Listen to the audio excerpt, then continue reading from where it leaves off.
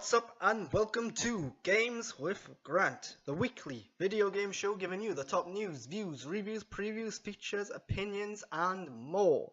I'm your host Grant Burton. You can follow me on Twitter and Instagram at _Grant Burton, or you can go to postbygrant.wordpress.com for all of my written reviews. Now, good news, bad news. This is the final episode of Games with Grant. Why? Two reasons. The first is that nobody was watching this. So, yeah, it's your fault.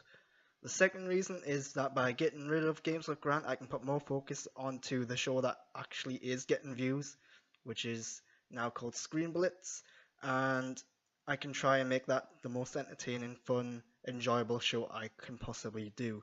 So, yeah, Games with Grant is gone, but I will still be covering video games. I'm not going to say how exactly just yet because I'm still working on that. I have ideas, I just don't want to reveal them, and I need to test things out. But it'd be great if you could subscribe to this channel. You will still get Screen Blitz, you will still get video game content. Give me a thumbs up. Share this across social media, let your friends know about it. Help me build my audience and get views. At 100 subscribers, I can get a custom URL because this long, stupid code that I've got right now is really inconvenient. And what else? I feel like there's something else. I keep forgetting this bit.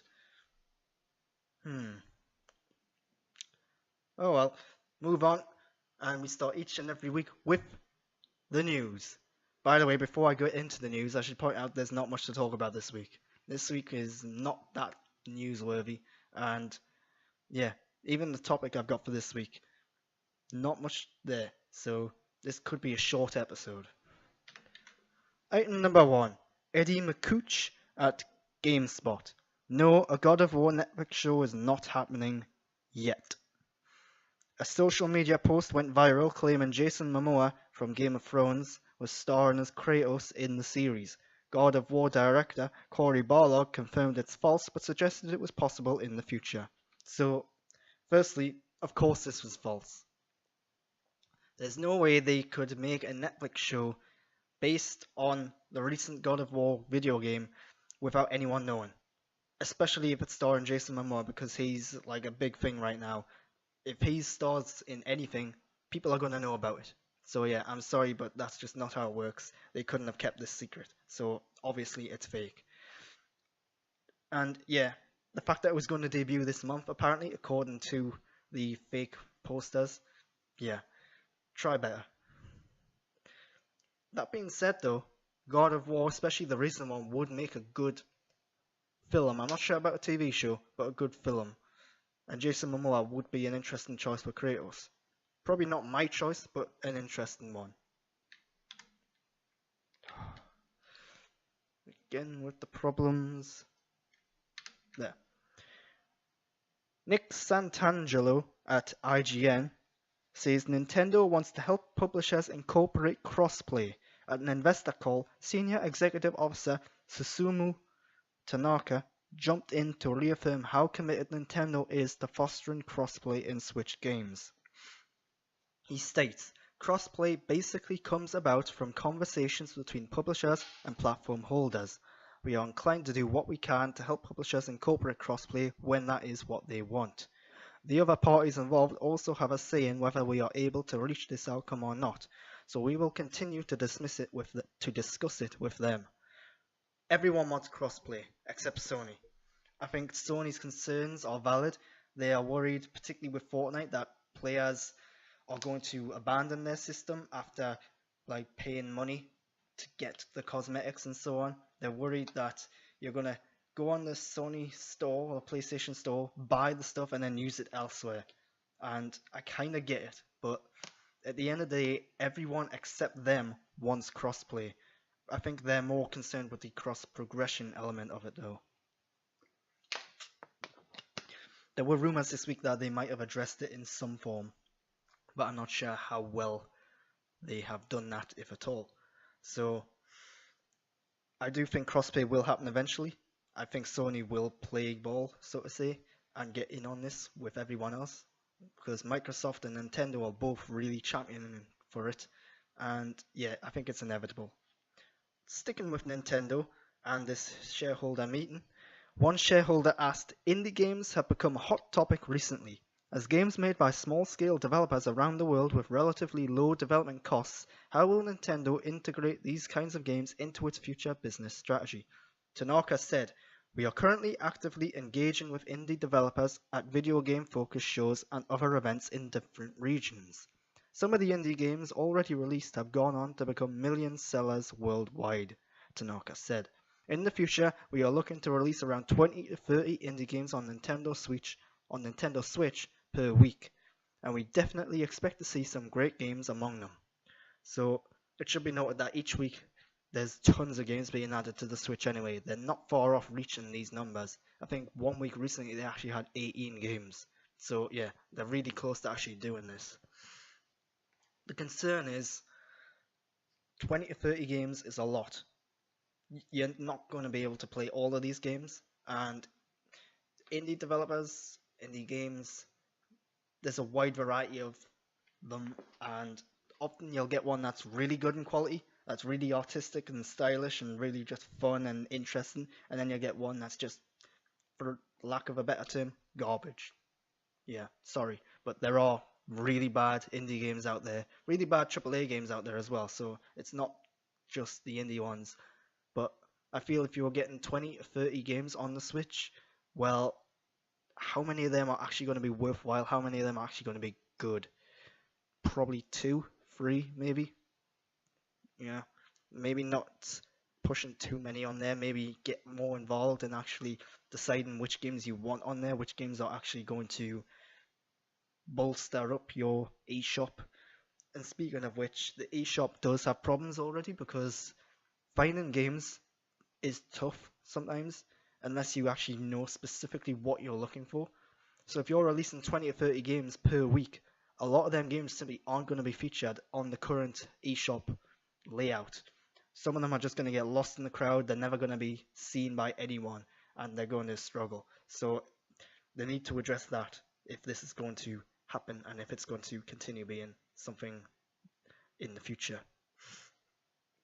So if you look at Steam, which is on PC, there's something similar happening there, and they are getting involved recently with certain games, trying to monitor what games are there, what games are being advertised to gamers. So if they're gonna be doing so many games per week, I think they really need to be cracking down on this and just determining what's actually going to be good to be on the Switch.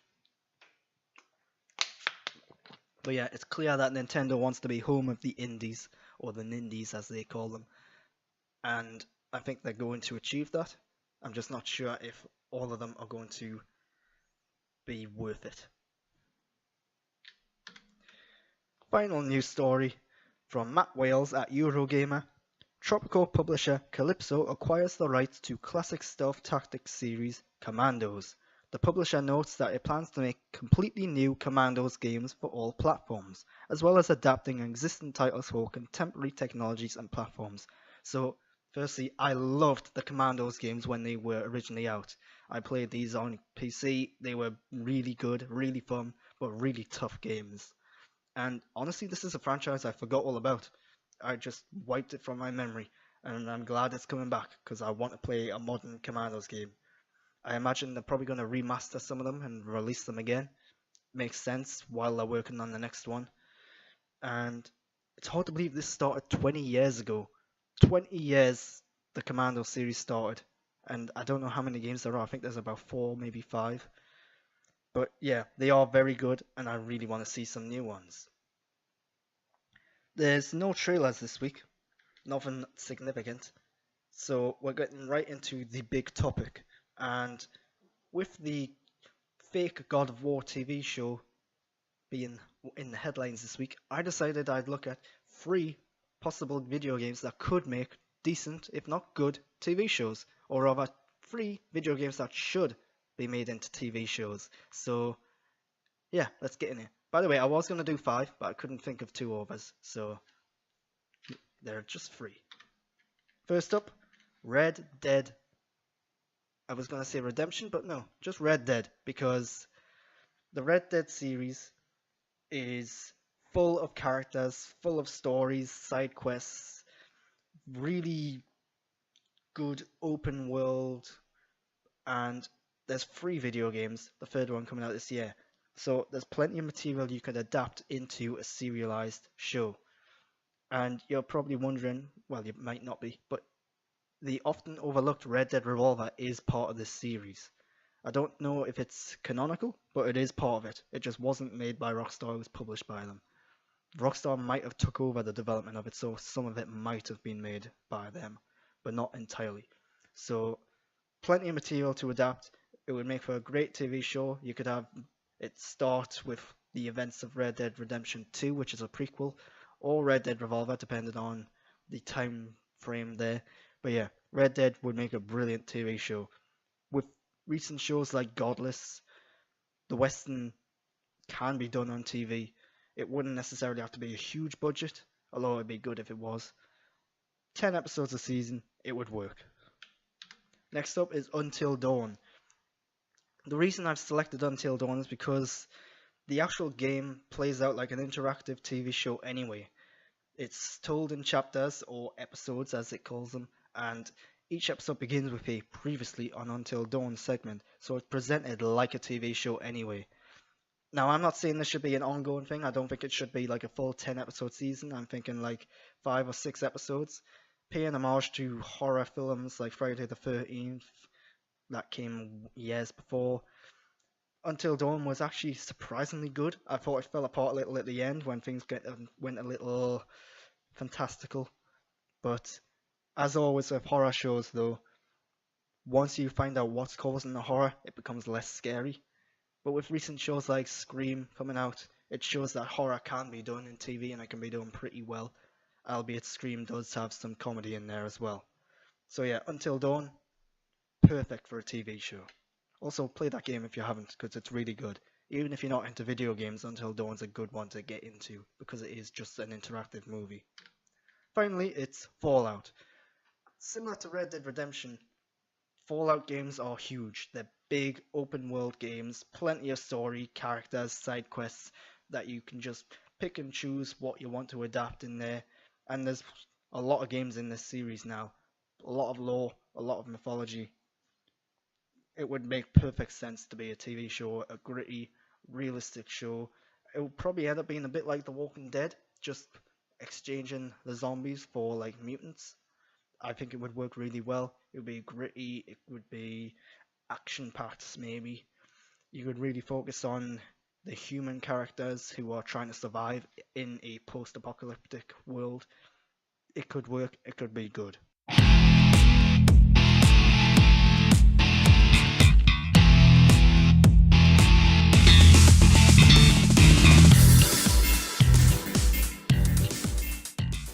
And that's sadly all I've got this week. Not a lot happened this week news-wise. I've not been playing too much, although I have been trying to get into streaming on Twitch at twitch.tv/the_Grant Burton. I streamed a bit of Star Wars Battlefront 2, and I like that game quite a bit. I didn't like the campaign at all. I thought the campaign was pretty bad, but the actual core mechanics of the game, particularly in multiplayer, are really fun and enjoyable. So obviously you had the loot crate incident and the microtransactions incident. They have went in and altered that. So if you went off Star Wars Battlefront 2, maybe give it a second go, because they are continuing to release content, and the new solo content is alright. Nothing special, but if you're a big Star Wars fan, I do recommend you give that another shot. Another thing I played was Hitman. I love the recent Hitman game. It's my go-to games as a service video game. I love it a lot, and it's probably the most played game I've had for the past few years. So I went in there and just messed around. That's all I ever really do in that game now that I've finished it. But yeah, that's a really interesting single player experience that you can just put in, mess around, have fun each and every time. So yeah, with Hitman 2 coming out this year as well, I'm really looking forward to that. The other thing I played, what was the other thing I played? Yes, Octopath Traveler. It's a JRPG in the style of classic like Final Fantasy games. I'm not big on JRPGs. I'm not big on turn-based combat, so this game was not for me. So I can completely see what people like about it, but for me it was really slow and methodical, and I didn't feel like I was doing much at any given time. Now, it should be noted there are 8 characters in this game. Each one apparently plays a little differently, has a little skill or ability that's unique to them. So maybe I just selected the wrong character. I don't know. I was playing for this as the scholar, and yeah, I just felt like I was going from one side of the map, clicking through loads of dialogue, go to the other side, and click through loads of dialogue, and then it took ages to get to combat. Got the combat, and it was just slow and repetitive. Again, I can see what people like about it. It's just I want something a bit more with a bit more oomph, so to say. And visually, the game's gorgeous. It's pays homage to classic 8-bit games like Final Fantasy or 16-bit, and but it's also doing something that's really unique and stylish and very much its own thing at the same time. So yeah, give Octopath Traveler a go if it's up your alley. It just wasn't for me. And that's all I've got this week. I'm your host, Grant Burton. If you like what you've seen, I'd appreciate a subscription. This is the final episode of Games with Grant, but I'm going to continue covering video games at some point in the future. Might be sooner than you think. I just need to test out a few things before I do that. So give me a thumbs up, subscribe, share this across social media, help me build my audience. I'm hoping to get at least 100 subscribers so I can get a custom URL. That way I don't have to type in this long, stupid code. And follow me on Twitter and Instagram at @the_GrantBurton. Check out all my written reviews at forcedbygrant.wordpress.com. But until next time, I'm Grant Burton. Thanks for watching, and I'm out.